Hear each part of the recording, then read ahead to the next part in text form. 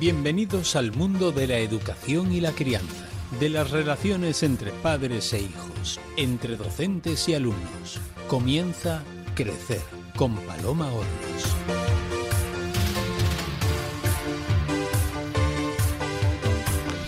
La felicidad se define como el estado de ánimo de la persona que se siente plenamente satisfecha. Y esa satisfacción es una sensación del aquí y del ahora. No es ni un futurible ni una inversión a futuro. Como decía Jim Rohn, uno de los más reconocidos oradores motivacionales, la felicidad no es algo que se pospone, sino algo que se diseña para el presente. Hoy en Crecer vamos a explorar las arenas movedizas de la felicidad y la frustración, del anhelo y la desesperanza. Y lo haremos de la mano de dos expertos. Buenos días, don Enrique Galindo. Hola, buenos días. Muy buenos días y bienvenido a nuestro programa. El profesor Galindo es psicólogo, jefe de sección en el Servicio de Salud de la Castilla-La Mancha. Es coautor de varios planes de salud mental y de estrategias de prevención del suicidio. El profesor Galindo lo tiene clarísimo. La gente no quiere morir, quiere dejar de sufrir. Profesor Enrique Galindo, ¿el sufrimiento y los problemas con los que nos encontramos en la vida son inevitables? Porque parece que es una obviedad, pero ¿cuántos gasto de materia gris utilizamos en darle vueltas a esa idea? Es verdad. Vamos a ver, se piensa mucha gente erróneamente de que es que hay gente feliz, que lo tiene todo, que tiene dinero y nosotros somos unos pobres desgraciados que siempre nos pasan cosas. Pero la realidad es que los problemas, los conflictos forman parte no solamente de la existencia humana, sino de toda la existencia. Los animales cazan unos a otros, matan para comer, los planetas se estrellan, hay terremotos y hay siempre tragedias que no podemos evitar. Eso nos ocurre a todo el mundo. Todos tenemos, por la mayor parte, desengaños amorosos, problemas con el jefe, problemas con otras personas, nos enfrentamos a situaciones de estudios que a veces no salen y frustraciones y se nos mueren los seres queridos, sobre todo. Eso es inevitable, pero lo que sí es un paso más, el sufrimiento lo podemos aliviar. Porque no todo el mundo reacciona igual ante los mismos problemas, claro. Lo sufre igual. Y en un paso más en intensidad es la desesperanza, que a veces es la puerta del suicidio, por desgracia. Y como bien has dicho, nadie quiere morir, lo que quiere es dejar de sufrir. Javier Salinas, nuestro segundo invitado, es profesor de meditación y yoga desde hace más de 10 años. Es autor de reconocidos libros relacionados con el mindfulness y la meditación, que además han sido traducidos hasta 6 idiomas. Yoga, meditación, mindfulness, calma. Conectar con nuestra parte más espiritual para iniciar el camino de, llamémosle ese camino de baldosas amarillas que es la felicidad. Tenemos una innegable parte espiritual, pero Javier, ¿la sociedad moderna está reñida con la espiritualidad? Bueno, no, en principio no es que tengamos una parte espiritual y no es que seamos algo material, que tengamos una parte espiritual, es que somos un espíritu encarnado en un cuerpo, ¿no? Esto se ve muy claramente porque a pesar de que el cuerpo decaiga, la conciencia, como nosotros nos observamos, siempre es una conciencia inmortal. Por eso nos extraña envejecer, ¿no? Nos vemos al espejo y decimos, ¿quién es ese que envejece, ¿no? Pero la mirada que estamos nosotros está fuera del tiempo. Ese es el espíritu, ¿no? Está muy claro a poco que nosotros nos observemos. Si no, nos parecería incluso natural. Si nosotros nos sintiéramos el espíritu envejecer, no nos daría casi rabia envejecer, pero nosotros nos sentimos inmortales y al ver a esa persona en el espejo decimos, uy, ¿qué le pasa? Entonces creo que hay reequilibrar un poco lo que somos, pues convendría a la hora también, como decíamos, de sufrir menos, ¿no? Entonces este error de base respecto a lo que somos deriva en potenciar la cualidad material, ¿no? Es decir, si nosotros pensamos que somos unos seres materiales, entonces la sociedad potencia ese material, claro. Pero si nosotros comenzamos a reequilibrar la visión y a vernos como lo que realmente somos, que es un espíritu, ¿no? Pues entonces reequilibraríamos la sociedad hacia algo más espiritual. Es decir, no es que seamos ni una cosa ni la otra, pero tenemos ambos lados, ¿no? Y reconocer lo que somos, reconocer el espíritu que somos, pues eso nos quitaría muchos problemas a la hora de equivocarnos a la hora de buscar la felicidad en una parte que no nos va a asociar jamás, ¿no? Soy Paloma Hornos y les doy a ustedes que nos escuchan mi bienvenida al programa de hoy. Hoy en Crecer vamos juntos a explorar la esperanza, así que sin más preámbulos, comenzamos. Crecer con Paloma Hornos, Radio Libertad.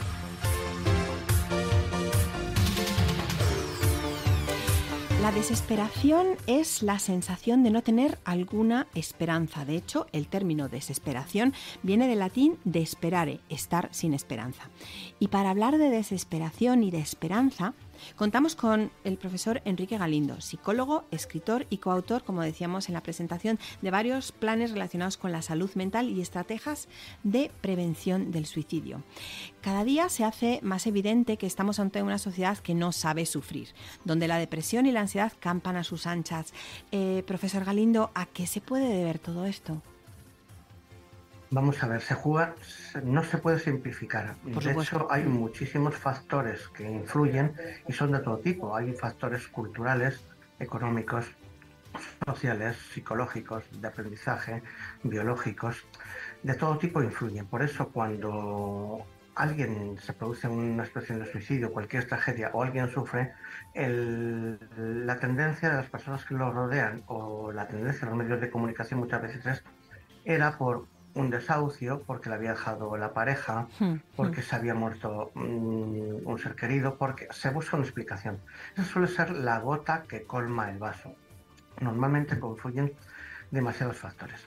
Pero en esos factores está la capacidad que tiene cada persona, a la que nos enseñan, de enfrentarnos a los problemas.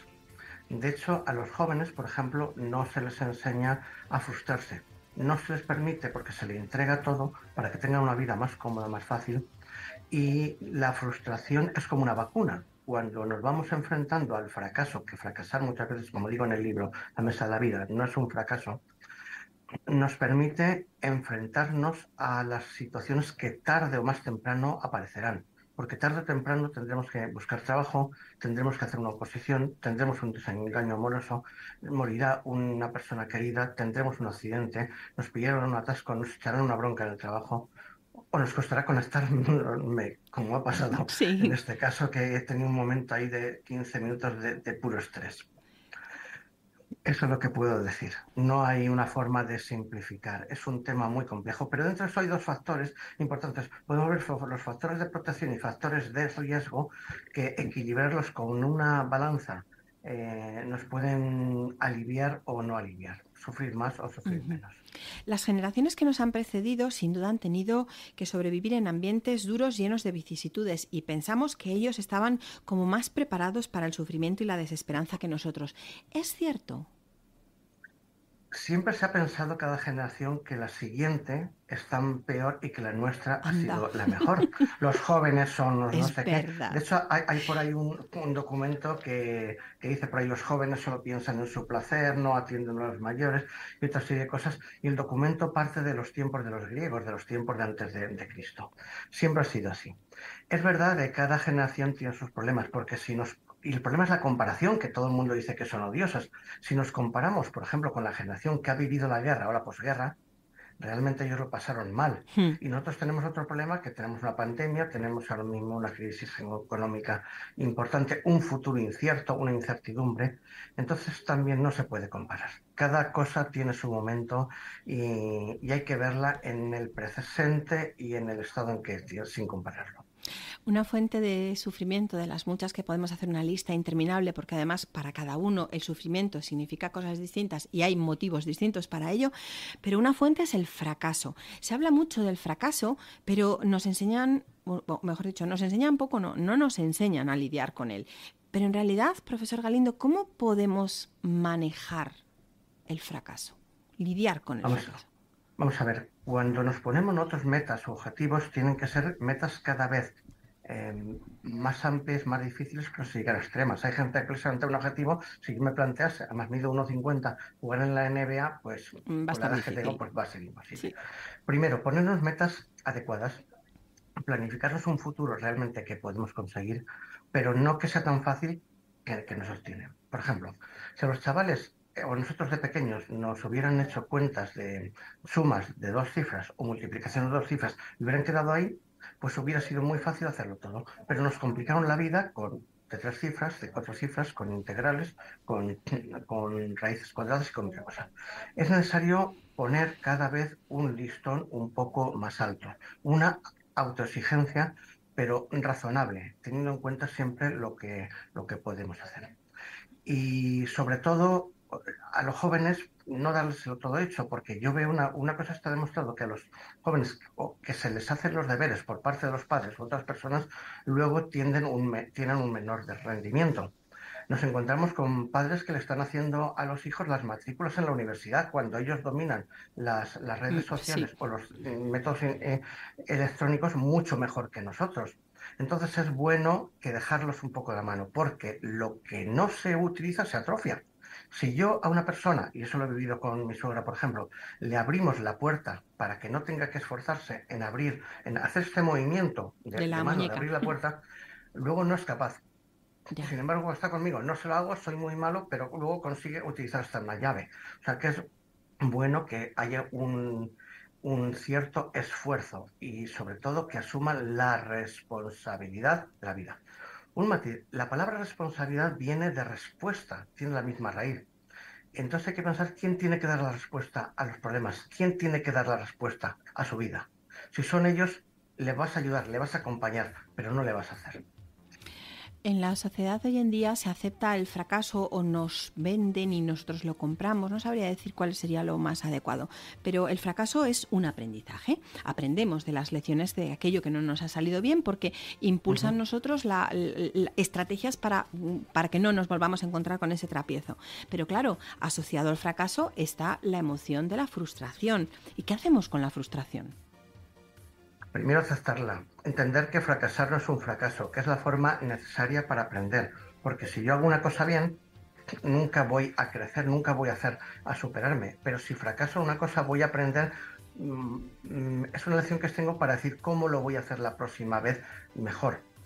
Y luego, si nos ponemos metas muy elevadas, pues a lo mejor resulta que estamos fracasando por ese motivo. Claro. Cuento en La Mesa de la Vida la anécdota del Cholo Simeone, de que cuando perdió el final de la Champions con el Real Madrid, quiso dimitir porque decía que había fracasado. Y le pusieron una pintada bien grande diciendo: fracasar no es un fracaso. Luego hay grandes hitos de la humanidad que se han hecho o se han realizado, se han desarrollado gracias a que no se consiguieron los objetivos. Por ejemplo, cuando el Apolo 13, que es bastante conocido, por aquello de Houston tenemos un problema. Tenemos un problema, sí. No llegaron a la Luna, fue un fracaso, pero se transformó en una epopeya de supervivencia para volver a 3 personas sanos y salvos a la Tierra, lo cual era imposible y se consiguió. A partir de ahí se creció en la guerra espacial. La pandemia esta, a pesar de todos los problemas, ha permitido un avance impresionante en técnicas de seguridad y en vacunas. Entonces, cuando se fracasa, se permite aceptarlo. Y a partir de ahí ver qué lección me puedes enseñar. Los chinos son muy curiosos, pero escriben la palabra crisis con dos anagramas, 2 de estos dibujitos que tienen los chinos, sí. Hay como pinceladas. Uno es peligro y el otro es oportunidad. Cuando tenemos un problema tenemos que pensar que, a pesar del peligro, ¿qué oportunidad me está dando esta situación que tengo, este problema? Con lo cual, un poco lo que nos está invitando el profesor Galindo es que todo tiene su lado anverso, reverso, claro, oscuro, y simplemente nosotros como observadores tenemos que decidir cuál de los dos nos quedamos. Ya nos encontramos con esas emociones que planean en nuestra existencia como algo inherente a nuestra vida, que son la tristeza, la frustración de la que hablábamos hace un instante, el dolor, la desesperanza, emociones en general. Y tendemos a pensar que son emociones negativas. Pero, profesor Galindo, ¿las emociones son positivas, negativas? Pero las llamamos todas así. Positivas. Vamos a ver, todas cumplen una función de supervivencia. Otra cosa es que sean agradables o desagradables. Tendemos a pensar que el miedo, la tristeza y la rabia, que son emociones básicas, son negativas, son desagradables, pero cumplen una función primordial. Por ejemplo, si nos vemos desde un punto de vista como animales, el miedo permite huir ante un peligro. Y la rabia permite enfrentarnos, atacar, hacer frente cuando tenemos un peligro. Eso permite salvar la vida. De hecho, el problema está muchas veces en la sociedad en que estamos, que tenemos miedo a algo que no está al peligro, o tenemos rabia ante algo que no está al peligro. Pero bueno, eso es otra cuestión que puede crear alguna patología. Lo cierto está de que son y ayudan a la supervivencia del día a día. Si no sentimos rabia, pues la verdad es que nos la van a pegar por todos los lados. Si no tenemos miedo ante una situación, nos enfrentamos a peligros realmente de los que no podemos huir. Por ejemplo, si tenemos miedo de un virus, nos permite protegernos, pero no, a mí no pasa nada porque a mí no me pilla el virus. Podemos caer en que nos contagie porque no sentimos miedo. Y la tristeza permite meterse, interiorizarse dentro de uno, de una persona, para reflexionar, para parar. Es como si dijera la emoción, te paro para que reflexiones sobre tu vida, si estás haciendo lo que realmente te gusta o que planifiques hacia dónde te gustaría ir. Cumples realmente su función. Y luego, por ejemplo, también, como pongo en el libro, la tristeza, curiosamente, está en la base de la cultura, porque gracias a la tristeza, o estas dos emociones también, la rabia y la ira, ¿cuántas películas, novelas, esculturas, cine, obras de arte se han creado? Si quitásemos la tristeza, eliminaríamos gran parte, si no toda la cultura, las formas de creación que tenemos. Ya decía Sabina, doctor, devuélvame mi depresión, que no sé crear. Claro. La semana pasada hablábamos en el programa sobre la ansiedad y muchas veces nos encontramos, estoy un poco revuelto, siento estresado, es que lo que tengo es ansiedad. Y con la depresión parece un poco igual. ¿Cómo puedo identificar que no estoy pasando por una mala época o un periodo en el que estoy más triste, sino que realmente he caído en una depresión? Vamos a diferenciar lo que es la depre a nivel popular, que es lo que se quiere la gente con la depresión. Buen matiz. También se piensa que la depresión es una tristeza. Y si yo estoy triste, es algo situacional que puede ser adaptativo. Por si todo el mundo tenemos un día de bajón, un día de tristeza, un día de enfados. Yo, sin embargo, por ejemplo, ayer fue un día de rabia en el trabajo y hoy he venido más moderado. Es adaptativo. La depresión es una enfermedad patológica, una enfermedad que puede llegar a ser muy, muy grave y que conviene tratar. Y no es la tristeza solo el elemento, sino que se basa sobre todo en la incapacidad o dificultad para el placer, para hacer cosas que antes me producían placer. Y luego una serie de síntomas que nos acompañan, que es, por ejemplo, varía de cada persona, pero hay dificultad de concentración, dificultad de atención, problemas al dormir, que puede ser hipersomnia o falta o insomnio, problemas a la hora de comer, o no tengo hambre o me pego a atracones, problemas de ansiedad. La tristeza y la falta de placer lo invade todo. O sea, todo ese conjunto de síntomas nos están dando la pista de que tenemos que pedir ayuda. Y sobre todo no sirve como piensa la gente. Yo espero a que esto se me pase. Si una persona tiene una pierna rota, no dice, no, ya se me pasará, sino que a lo mejor tienes que ir al psicólogo o al médico, que muchas veces con un antidepresivo, lo que pasa es que el antidepresivo no es te lo dan y se me ha quitado, sino que tarda 2-3 semanas en hacer efecto y a lo mejor te tienen que reajustar las dosis o cambiar de medicación. Pero tiene fácil curación. Lo que no sirve es ni esperar, ni como dicen los aconsejadores y aconsejadoras, uy, tú no te preocupes, si mira, si con lo bien que vives, con lo bien que vives, si con lo que tú tienes, si tienes pareja, si tienes dinero, si tienes una casa, si tienes trabajo. Cuando se le dice a una persona con depresión, lo que ocurre es que la persona tiene una depresión, ahora va a pasar a tener dos, porque después de escuchar esto suelen pensar, tienen razón las demás personas, debería darme cuenta que yo vivo bien, que tengo pareja, que tengo trabajo, tengo todo, pero no soy capaz. Por tanto, debo estar mucho peor de lo que yo creía. Precisamente al hilo de esto de lo que estamos hablando, la felicidad es un horizonte imposible de alcanzar. De hecho, no es un horizonte en sí, es un camino. Y muchas veces es causa de desesperanza. El profesor Enrique Galindo ha colaborado más de 10 años con el Teléfono de la Esperanza. Profesor Galindo, para quienes no hayamos recurrido nunca a él, ¿cómo funciona y sobre todo qué ocurre en esas llamadas? En primer lugar, el teléfono de Esperanza es un teléfono anónimo. No me van a preguntar quién soy, cómo me llamo o desde dónde llamo. Es un teléfono de escucha, que lo que van a hacer es escucharte. No te van a dar consejos vacuos. Primero, el personal que hay son voluntarios formados.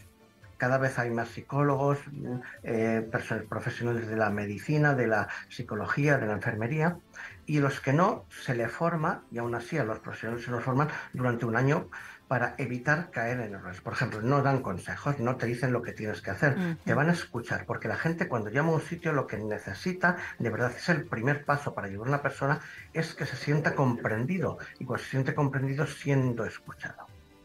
Después, si valora el profesional que te ha cogido la llamada, que puedes necesitar ayuda, o te va a derivar, o te va a recomendar, o te va a decir que si quieres ser atendido con alguno o alguna de los psicólogos o de las psicólogas que colaboran de forma voluntaria en el teléfono como yo he hecho. Y luego tienen cursos de formación que son vivenciales, que algunos no es un curso de un día o 2 días, sino que se alarga en el tiempo hasta 3 meses, con los cuales aprendes sobre ti mismo, a dónde quieres estar, dónde estás y a dónde quieres ir. Aprendes a superar temas de tipo emocional, separación afectiva, autoestima y de otro tipo. Entonces, básicamente, ese es el modelo. Está listo a las 24 horas del día, está ahora mismo en unas 30, si no me equivoco, 30 provincias de España, varios países sudamericanos y varias capitales europeas. Y ha cumplido 100 años. Perdón, 100 años, ¿de dónde voy yo? 50 años lleva ya. En el principio, es verdad, estuvo un poco ligado porque el fundador era fraile, era religioso, pero ahora mismo se basa mucho en la psicología y en un sistema de voluntariado preparado y especializado. Hace unos instantes has hecho alusión, por lo menos en un par de ocasiones, a los niños, los adolescentes, la forma en la que educamos. ¿Cómo podemos, en realidad, de hecho, muchos de los oyentes de nuestro programa pertenecen a la comunidad educativa, y con comunidad educativa me refiero tanto a padres como a familias como a los centros? ¿Cómo podemos educar a nuestros hijos, a nuestros alumnos, ya sean niños o adolescentes, a afrontar y aceptar el sufrimiento, la adversidad, la frustración, todas esas que decíamos hace un instante que eran emociones desagradables? Primero, no darle todo hecho. Acompañarle, decir, yo estoy contigo, pregúntame si tienes alguna duda, pero lo vas a hacer tú. En el sentido de enseñar a pescar, no dar peces. Luego, educar en valores. Vemos curiosamente de que se educa mucho en la competitividad, en la competencia, pero hay que educar en la solidaridad, en habilidades sociales de comunicación, en la sinceridad, en otro tipo, todo lo que son valores. Por ejemplo, hace poco veíamos en un programa de estos nacional que hay versiones para mayores, versiones para niños, pero cuando llegan los niños no vemos niños, vemos niños gigantes, adultos en miniatura, pero llegan con yo voy a ganar, yo porque esto se me da, porque yo, ¿sabes? Con una soberbia, una prepotencia en la cual se ve la competitividad en estado puro. Cuando ves a un niño participando en un programa de música, no vemos a un niño cantando canciones infantiles, vemos imitadores, buenos imitadores, por cierto, y con mucho arte de adultos. Pero nos faltan valores, nos falta la solidaridad, el puedes hacerlo, el no te lo voy a dar todo, sino queremos que no sufran como si le falta algo. Claro, luego llega en educación, llegan ante el profesor y lo quieren conseguir y tienen que aprobar por narices, y el padre o la madre lo que hace es que va al profesor a exigirle que tengan a aprobar a su hijo, no que aprendan. Y ocurre, por desgracia, que se ha entendido hasta el punto, porque hablo con compañeros y compañeras mías que están en educación, que hasta los propios profesores no quieren enfrentarse, y hasta incluso desde inspección se facilita el no dárselo todo, que no vengan los padres a protestar. A lo mejor por cubrir expedientes que vengan de más arriba, porque siempre hay una estructura jerárquica. Pero creo que ahí está un poco el resumen. Sería para muchos programas, efectivamente. Muchos programas, sí. Tras diversas novelas, el profesor Enrique Galindo ha publicado la obra de divulgación La Mesa de la Vida, Manual contra el Sufrimiento y la Desesperanza, publicada por la editorial Desclé.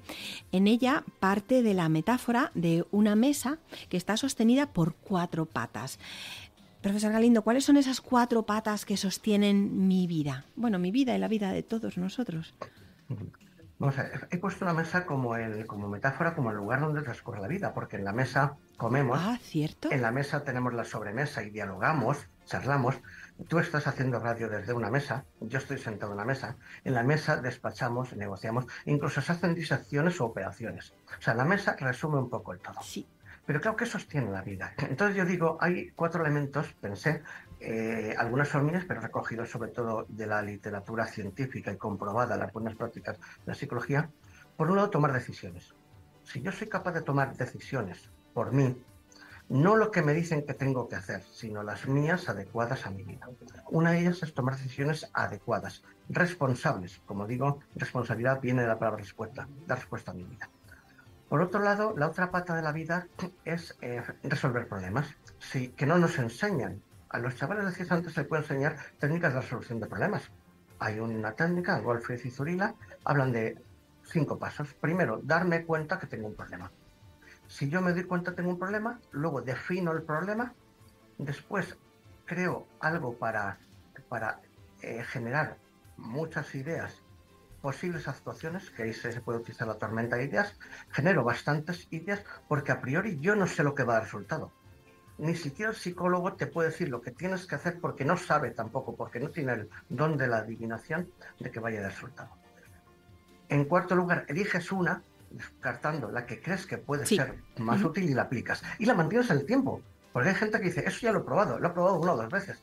Y está en el origen de lo que fracasan también los propósitos de esos de Año Nuevo famosos. Y en quinto lugar, se comprueba qué resultados ha dado.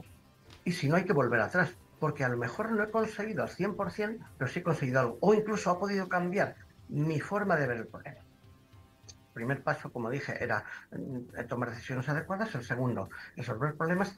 El tercero, ver las ideas irracionales que tenemos ante la vida. O sea, decía Epicteto, no son las cosas que nos pasan, sino lo que nos decimos sobre esas cosas. Entonces hay ideas irracionales que nos ponemos en duda, como suponer, damos por supuesto tantas cosas, no comprobamos y pensamos que el otro ha dicho tal cosa para herirme, o uno no ha venido o le ha pasado tal cosa por tal motivo, o he perdido un libro y en realidad lo que pasa es que me lo han robado, pero tenemos el don, creemos, de la adivinación, o valoramos las cosas que ocurren en 2 polos, todo o nada, generalizamos, catastrofizamos. O sea, primero reconocer las ideas irracionales que hay para luego cambiarlas. Ahí los psicólogos y psicólogas enseñan y tienen técnicas muy, muy buenas, sobre todo los cognitivo-conductuales. Y en último término, y esto es importante, encontrar nuestro sentido a la vida.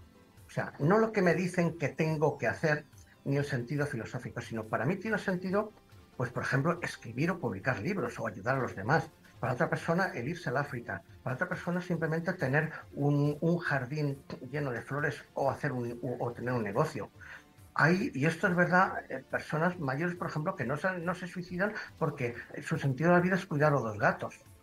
Pues bueno, eso es muy digno, ¿no? Claro. Entonces, buscar qué sentido tiene para mí la vida, y luego no esperar, sino qué pasos tengo que dar para conseguirlo. Crear un futuro alternativo. Si mi vida fuera una película, ¿hacia dónde va? ¿Cómo la imagino? ¿Cuál va a ser el final? ¿Me voy a quedar solo? ¿Me veo en una residencia? ¿Me veo rodeado de hijos y feliz en la playa? Y si no me gusta, ¿cómo puedo hacerlo? Y es contestar una serie de preguntas, técnicas de planificación. ¿Qué quiero? ¿Por qué? ¿Para qué? ¿Cuándo? ¿Cómo? Y luego utilizar estrategias muy sencillas, hacer un cronograma y planificar mi vida, no la que los demás quieren que yo haga. Y básicamente esas son las 4 patas. Y cuando no soy capaz de tomar decisiones responsables porque, si me permite la expresión, la vida se me ha hecho bola o las circunstancias se me han hecho bola. Si no soy capaz de resolver los problemas, si las creencias que tengo son muy difíciles de procesar y todas esas parloteo que tengo dentro de mi cabeza y además no le encuentro sentido a mi vida, pues la tabla de la mesa de mi vida se cae. Y al hilo de ello, muy, muy recientemente, de la mano de la editorial Oberón, ha publicado el profesor Enrique Galindo la obra Dejar de sufrir o de vivir, esa dualidad del suicidio. Un tema que, además, curiosamente, en sus obras se repite.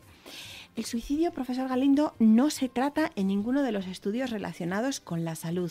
¿Por qué? Si es una realidad en nuestra vida. que existe Pues, en la en sociedad. primer lugar, el libro sale en la editorial Oberón, perdón, el grupo Anaya, es coautor con un compañero mío, Francisco Sí, Celada. efectivamente, con Sale a la Francisco venta Celada. el 24 de marzo. Está en preventa y sale a la venta el 24 de marzo. Vamos a ver.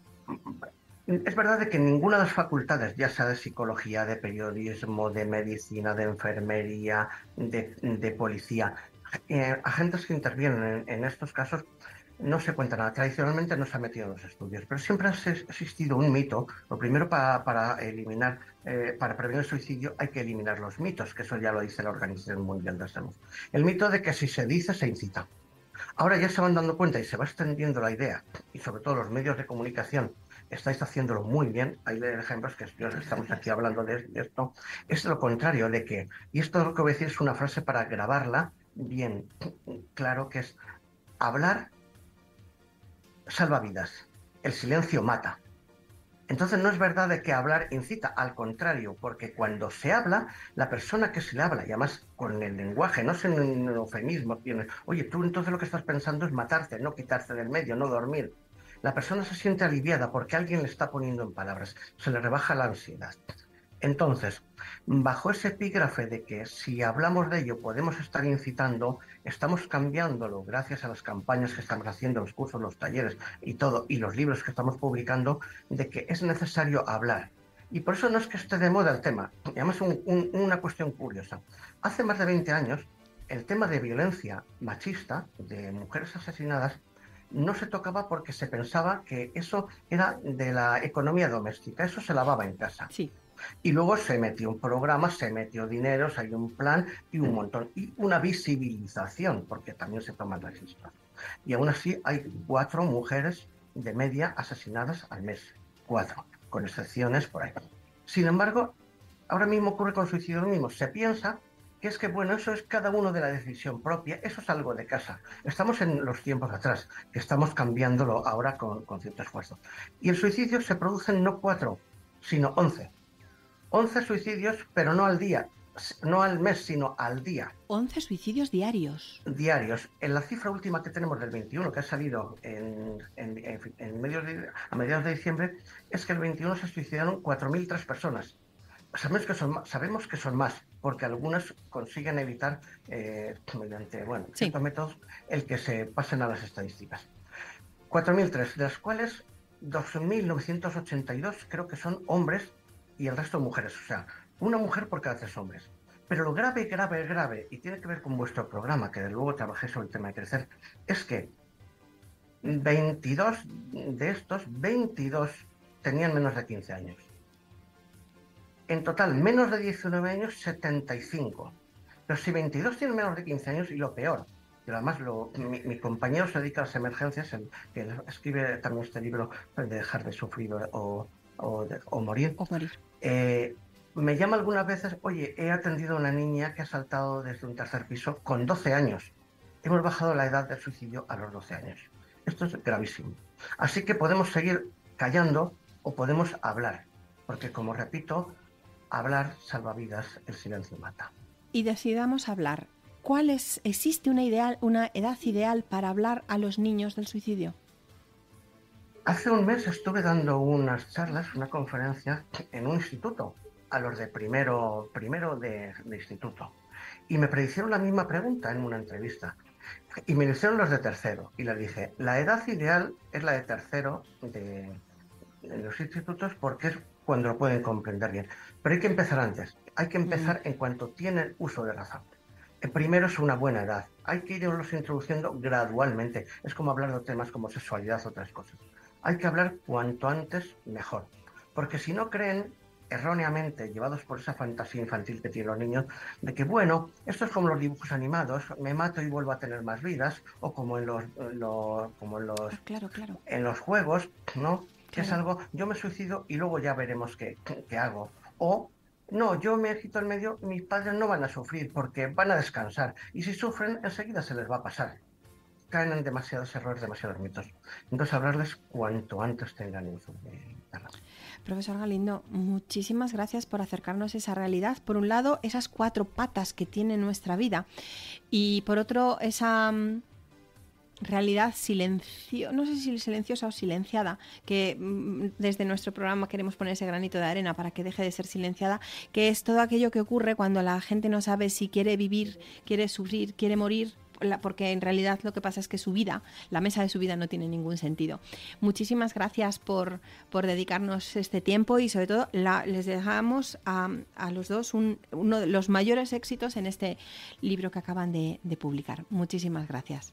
Gracias a vosotros. Solamente una frase de Leonard Cohen, que le viene ahí el libro, pero me gustó mucho y define muy bien, que decía que era una persona bastante depresiva en sentido con la tristeza. Decía, hay una grieta en todo, así es por donde entra la luz.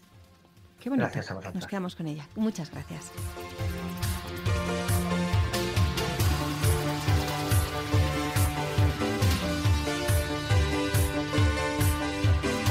Crecer con Paloma Hornos, Radio Libertad.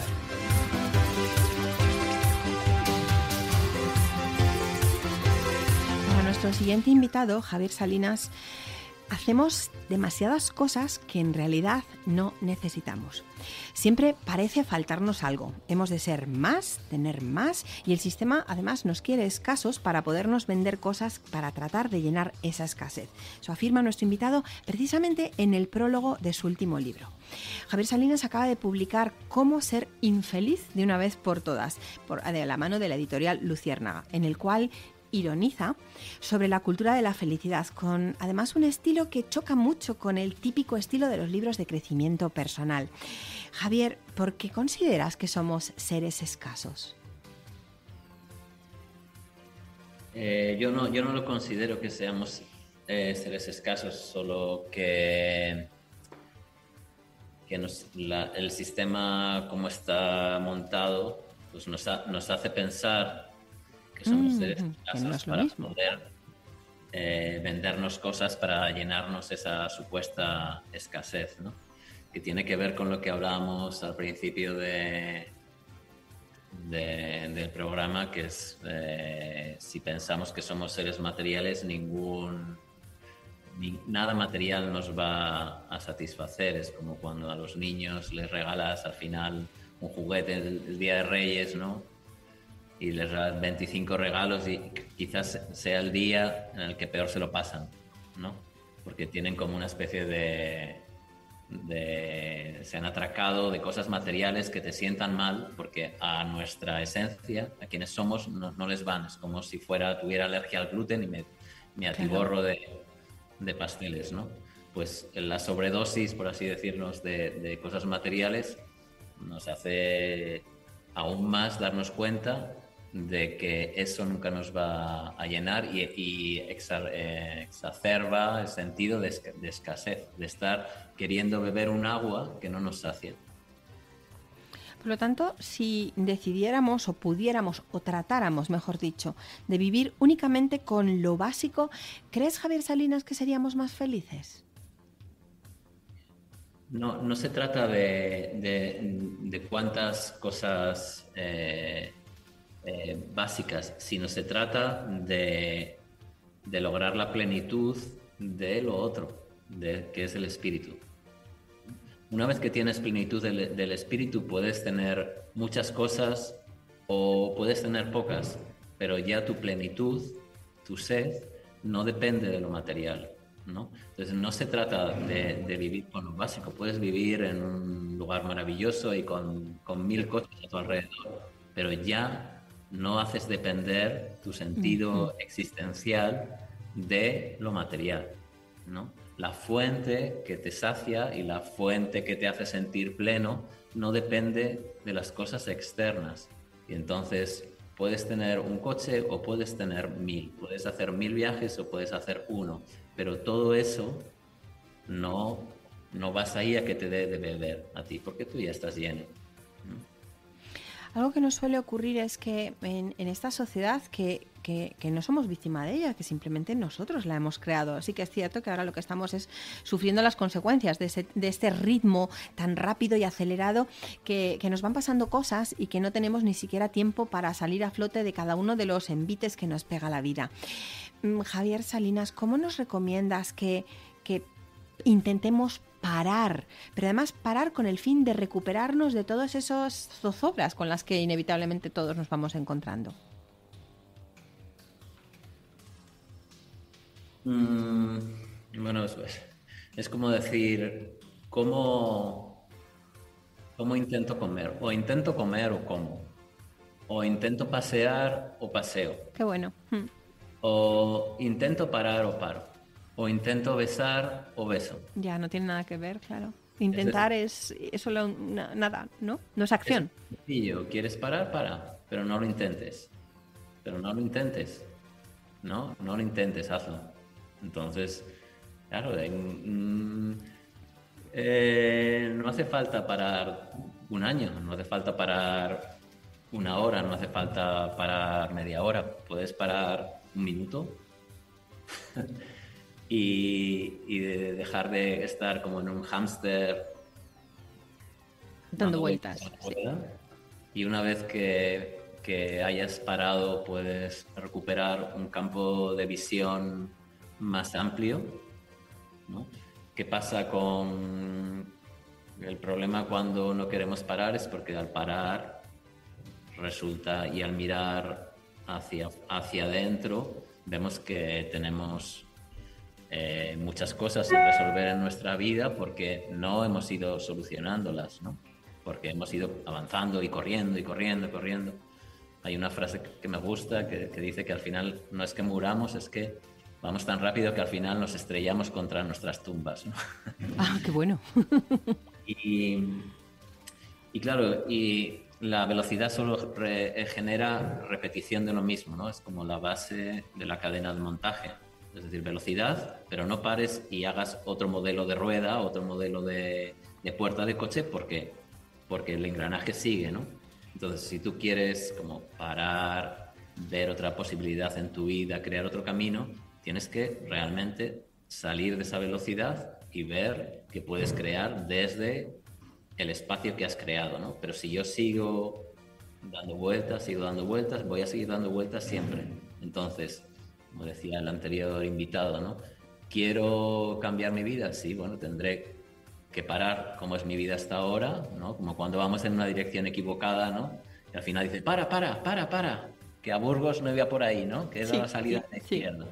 Y entonces en algún momento dado, porque si yo no me paro, acabaré en Burgos, en La Coruña, ¿no? Claro. Entonces no es una cuestión de intentar nada, es parar. Javier Salinas define su obra como un libro de crecimiento social más que de crecimiento personal.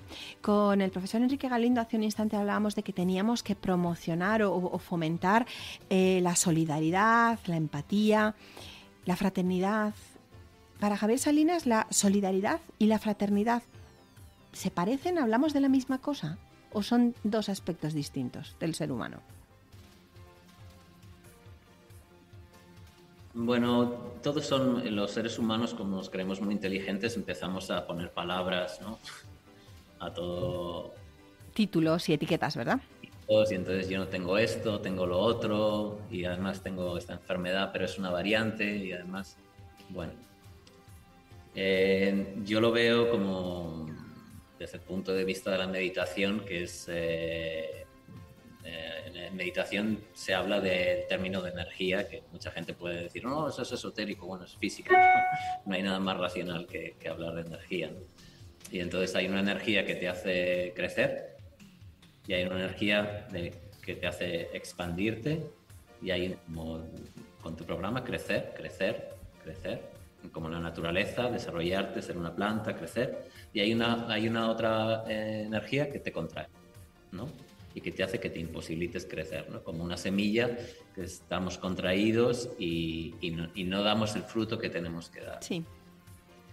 La energía que se suele asociar en términos humanos con el crecimiento es el amor.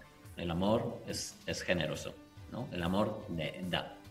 El amor da, sin esperar nada a recibir, ¿no? Es como la naturaleza da, la semilla crece, la espiga crece y da su fruto, el árbol da su manzana y no espera nada de ti, ¿no? No espera ni que le des las gracias. Está en el fruto de toda la naturaleza dar, ¿no? Entonces, Eso es lo que me gusta hablar, que se trata de ni de dar solidaridad, ni de fraternidad, sino de qué estás dispuesto a hacer, ¿no? ¿Estás dispuesto a amar o estás dispuesto a juzgar, a odiar, a luchar, ¿no? Y eso es una opción muy sencilla. Si lo queremos ocultar con palabras y hacerlo muy complicado, pues no va a hacer nada más que separarnos realmente de la decisión que tenemos que tomar. Y es muy sencillo. Bueno, Jesucristo lo decía, bueno, ¿ahora qué vas a hacer? ¿Vienes o no vienes? ¿No? Entonces, no, ya he hecho esto y además tengo decía el rico, ¿no? Y además he dejado esto y no sé qué, y al final, bueno, déjalo todo, ¿vienes o no? Y al final la opción personal es muy sencilla.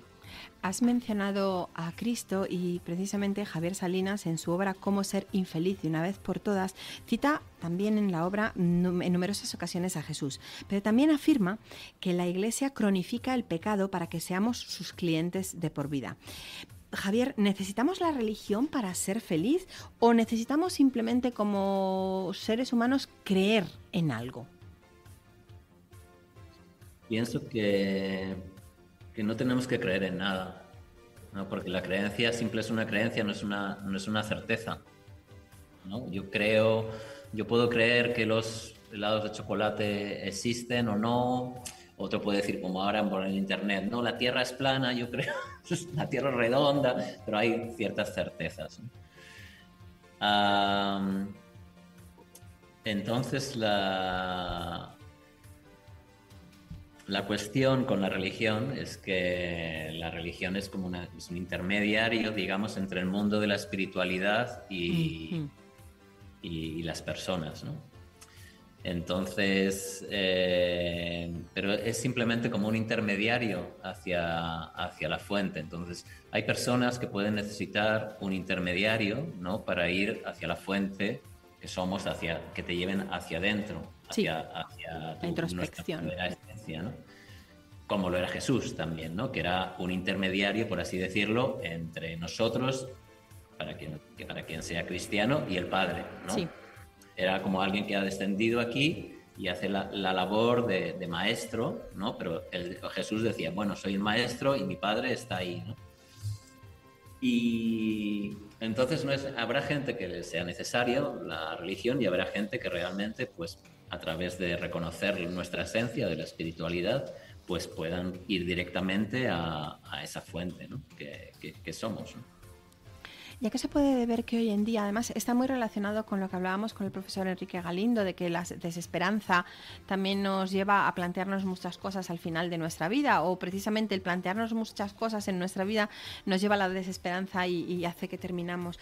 ¿A qué se puede deber que hoy en día no entendamos bien la diferencia entre religión y espiritualidad y lo confundamos? Y haya muchos elementos que no pertenecen ni tan siquiera a la espiritualidad, pero también los englobemos en ese aspecto. Por ejemplo, eres instructor de yoga y de meditación. ¿Cuántas personas piensan que eso pertenece al ámbito de la espiritualidad cuando yoga también se puede mirar como simplemente un deporte, ¿no? ¿Por qué mezclamos religión con espiritualidad, con desarrollo personal en muchas ocasiones? Bueno, porque no hemos cultivado ese campo del saber, ¿no? Es como si a mí me preguntan sobre física cuántica y yo digo, bueno, sí, pues... sí, las cosas caen, ¿no? Puedo decir 4 generalidades, ¿no? Claro, es verdad. La situación aquí es que al no tener conceptos claros sobre temas importantes, se sufre, ¿no? Esto ya lo decía, Buda tiene un sermón bonito, que son el sermón como de 4 verdades, ¿no? Que dice, la vida es un regalo, y luego dice, en el samsara, todo es sufrimiento. Y el samsara es vivir la vida sin la conciencia de lo que es la vida, ¿no? Entonces, si yo no tengo claro lo que es la vida, voy a ir tropezando muchas veces, ¿no? Voy a ir tropezando, si yo no sé el camino hacia la playa, voy a dar muchas vueltas, me voy a equivocar, voy a acabar aquí, voy allá, pum, pum, pum. Ahora, yo sé el camino, yo sé dónde está la playa, está al noroeste y llegaré a la playa, ¿no? Con más o con menos problemas. Pero cuanto menos sabiduría o menos inteligencia tenga respecto a lo que es la vida, ¿no? Entonces me voy a ir equivocando bastantes veces, ¿no? Entonces la cuestión aquí es que merece la pena realmente pararse, como decíamos al principio, y no creer nada, sino respecto. Yo estoy diciendo ahora, por ejemplo, que nosotros somos un espíritu encarnado. Sí. Entonces la gente puede tener su propia opinión, ¿no? Pero lo que la espiritualidad propone es que sea algo experiencial, ¿no? Que no tengas que creer a nadie, sino que tú experimentes esa verdad, ¿no? ¿Y cómo la puedes experimentar? Pues lo mismo. ¿Cómo puedo experimentar a qué sabe un helado de chocolate? Comiéndomelo, ¿no? Porque yo te puedo decir, no, el helado de chocolate es salado y es agrio, ¿no? Pero, y entonces decir, un momento, yo lo voy a probar y voy a ver si me va bien. Entonces la espiritualidad te dice, detente y comprueba a ver si ese helado de chocolate a qué sabe, ¿no? ¿Qué experiencia tienes tú de ti cuando conectas contigo, ¿no? Y como última pregunta para ir terminando, Javier, hemos hablado en el programa de felicidad, de desesperanza, de sufrimiento, de desesperación, de frustración. ¿No crees que hemos forjado en esta sociedad hoy en día toda nuestra identidad en torno al dolor? Porque si hacemos un repaso de todas esas expresiones o esos términos que he utilizado, ahí son como negros, pesados, dolorosos, ¿verdad? Es un poco lo que está ocurriendo en la sociedad hoy en día. Lo que sucede con el dolor es que es algo auténtico. Y eso nos hace sentir vivos, porque sufrimos. Y entonces tendemos a pensar que eso es la vida, porque es una experiencia de vida muy, muy profunda. Cuando yo sufro, me siento vivo, ¿no? ¿Qué sucede con los otros estados placenteros? Pues que es una especie de algo light, ¿no? Y no tienen la misma intensidad de experiencia de vivir que tiene el dolor, ¿no? Por ejemplo, yo puedo querer algo, puedo querer al que me gusta y voy a por ella y me lo paso bien un segundo y luego me distraigo, o ya no quiero la experiencia del amor porque y entonces ya no te amo sino que te quiero. Entonces devaluamos todo el otro rango de experiencias posibles de vivir, pero amigos, el dolor no se puede devaluar. El dolor te hace sentir, ¿no? Te hace sentir y te hace vivir de una manera muy profunda, y entonces al final casi crea una adicción al estado del dolor, porque incluso estás deprimido, estás viviendo, estás sintiendo la vida, estás ahí enraizado en lo que es la experiencia de vivir. Mientras que igual sales un viernes por la noche y te lo has pasado medio bien, pero no has tenido esa experiencia tan profunda, ¿no? Lo que quiero añadir es que hay una diferencia muy interesante en lo que es la felicidad y es el gozo, ¿no? Y que es el gozo de vivir, el gozo interno que tenemos cuando nosotros accedemos a un nivel de paz y de armonía y de serenidad interna. Ese es el gozo interno de vivir, ¿no? Pues muchísimas gracias, Javier Salinas, por plantearnos la espiritualidad como un aspecto más de nuestra vida y desde ese enfoque que nos has brindado. Muchísimas gracias por acompañarnos esta mañana.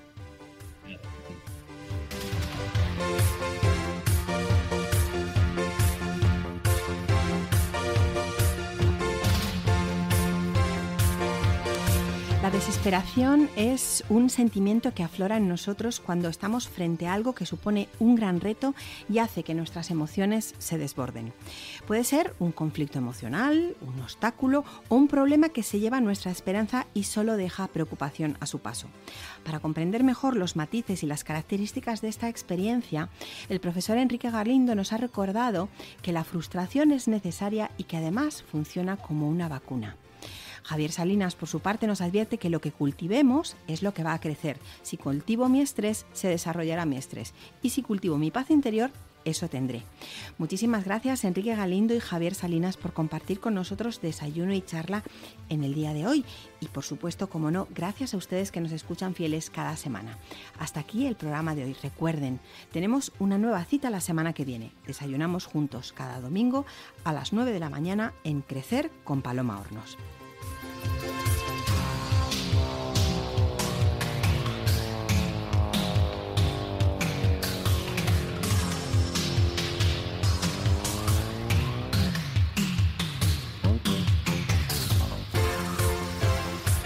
Crecer con Paloma Hornos. Radio Libertad.